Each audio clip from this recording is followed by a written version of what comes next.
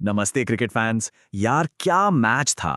आज के इस खास एक्सप्लेनर में हम बात करने वाले हैं आईपीएल 2026 के एक बेहद ही ब्लॉकबस्टर मुकाबले की। दिल्ली कैपिटल्स बनाम चेन्नई सुपर किंग्स। टॉप 4 की रेस में बने रहने के लिए दोनों ही टीमों को यह मैच जीतना था। तो चलिए देखते हैं कि इस हाई वोल्टेज मैच में आखिर क्या क्या हुआ। ओके, तो आइए जल्दी से देख लेते हैं कि आज हम क्या क्या कवर करने वाले हैं। पहले मैच से पहले का माहौल, फिर पावर प्ले एक्शन, मिडिल और डेथ ओवर्स, चेन्नई की कमाल की बल्लेबाजी और आखिर में टॉप परफॉर्मर्स और रिजल्ट। अब मैच शुरू होने से पहले हर किसी के दिमाग में बस एक ही सवाल था। एमएस धोनी टीम में नहीं है। जी हां, काफ स्ट्रेन की वजह से वो इस मैच का हिस्सा नहीं थे। तो सवाल ये था कि क्या धोनी की गैर मौजूदगी में भी सीएसके अपना विनिंग स्ट्रीक कायम रख पाएगी या फिर दिल्ली कैपिटल्स इस मौके का फायदा उठाएगी। तो चलिए डाइव इन करते हैं हमारे पहले सेक्शन में, the thrilling buildup. Arun Jaitley stadium का वो माहौल वाकई देखने लायक था। पॉइंट्स टेबल की स्थिति देखें तो सिचुएशन एकदम आर पार वाली थी। 9 मैचों में दोनों ही टीमों के पास 4-4 जीत थीं। मतलब टॉप 4 में एंट्री के लिए बस नेट रन रेट का फासला था। सच कहूं तो ये एक तरह का वर्चुअल नॉकआउट था। यहां एक हार और टूर्नामेंट का सफर बहुत मुश्किल। इसलिए हर एक रन, हर एक विकेट की कीमत बहुत ज्यादा थी। और ऐसे भारी दबाव वाले मैच में दिल्ली के कप्तान अक्षर पटेल ने टॉस जीतकर सभी को चौंका दिया। उन्होंने पहले बैटिंग का फैसला किया। अक्षर का कहना था कि पिच काफी स्लो और ड्राई लग रही है और उसमें दरारें भी हैं। ये वाकई हैरान करने वाला था, क्योंकि आजकल के ट्रेंड में टीमें अक्सर स्कोर चेज करना ज्यादा पसंद करती हैं। चलिए अब सीधे मैदान पर चलते हैं। हमारा दूसरा सेक्शन है पावर प्ले एक्शन। दिल्ली की शुरुआत कैसी रही, आइए देखते हैं। अब इस टाइमलाइन पर ध्यान दीजिए, ये वाकई दिलचस्प है। दिल्ली के ओपनर्स ने सोचा कि हम शुरुआत से ही अटैक करेंगे, लेकिन चेन्नई के बॉलर्स ने जो प्रेशर बनाया, उफ। चौथे ओवर में ही पथुम निसांका 19 रन बनाकर आउट हो गए। फिर 5वें ओवर के ठीक बाद केएल राहुल भी सिर्फ 12 रन बनाकर चलते बने। 10 ओवर पूरे भी नहीं हुए थे और 61 रन पर दिल्ली के टॉप 4 बल्लेबाज पवेलियन लौट चुके थे। हुआ ये कि चेन्नई के फास्ट बॉलर्स ने नई गेंद का बेहतरीन इस्तेमाल किया। मुकेश चौधरी और अकील हुसैन को शुरुआत में जो कमाल की स्विंग मिली ना, उसने दिल्ली के टॉप ऑर्डर को पूरी तरह से तहस नहस कर दिया।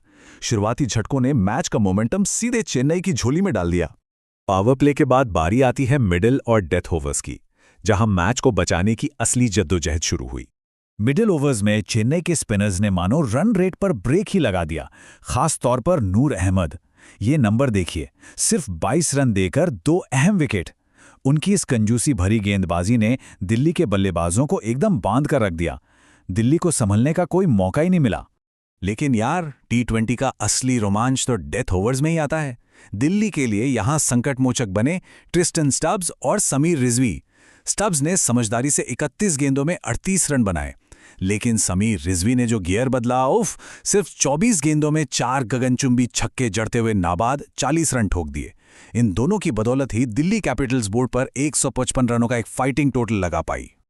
अब टारगेट था 156 रनों का। आइए सेक्शन 4 में देखते हैं कि दूसरी पारी में चेन्नई का रिस्पॉन्स कैसा रहा।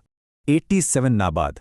चेन्नई के कप्तान संजू सैमसन ने जो पारी खेली, वो अपने आप में एक मास्टर क्लास थी। शुरुआत में जब ऋतुराज गायकवाड़ और उर्विल पटेल जल्दी आउट हो गए थे, तो चेन्नई पर थोड़ा दबाव आ गया था, लेकिन सैमसन ने बिना कोई पैनिक किए एक परफेक्ट मैच विनिंग नॉक खेल दी। और यह चार्ट साफ दिखाता है कि सैमसन किस मूड में थे। पिच के धीमे होने के बावजूद उन्होंने 7 शानदार चौके और 6 विशाल छक्के लगाए। ये कोई आम बात नहीं है। उनकी इस जबरदस्त पावर हिटिंग ने अकेले दम पर गेम का रुख पलट दिया और दिल्ली के हर एक गेंदबाज को बैकफुट पर धकेल दिया। इस शानदार रन चेज में सैमसन का बखूबी साथ निभाया अनकैप्ड टैलेंट कार्तिक शर्मा ने। कार्तिक ने गजब का कॉन्फिडेंस दिखाते हुए सिर्फ 31 गेंदों पर नाबाद 41 रन बनाए, जिसमें 4 चौके और 2 छक्के शामिल थे। चेन्नई के इन फिनिशर्स ने इतनी सहजता से बल्लेबाजी की कि जीत बहुत ही आसान लगने लगी। तो चलिए अब बढ़ते हैं हमारे आखिरी सेक्शन की तरफ, टॉप परफॉर्मर्स और फाइनल रिजल्ट। इस रोमांचक मुकाबले के स्टार्स एकदम स्पष्ट हैं। बेस्ट बैट्समैन का ताज बिना किसी शक के संजू सैमसन को जाता है, जिनकी 87 रनों की पारी ने सारा फर्क पैदा किया।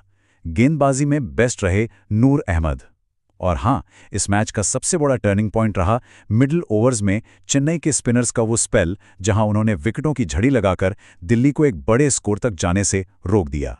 तो क्रूशियल पॉइंट ये है दोस्तों, दिल्ली के 155 रनों के जवाब में चेन्नई ने सिर्फ 17.3 ओवर्स में ही लक्ष्य को बड़ी आसानी से हासिल कर लिया। मतलब 8 विकेट की एक बहुत ही डोमिनेंट जीत, वो भी ढेर सारी गेंदें शेष रहते हुए।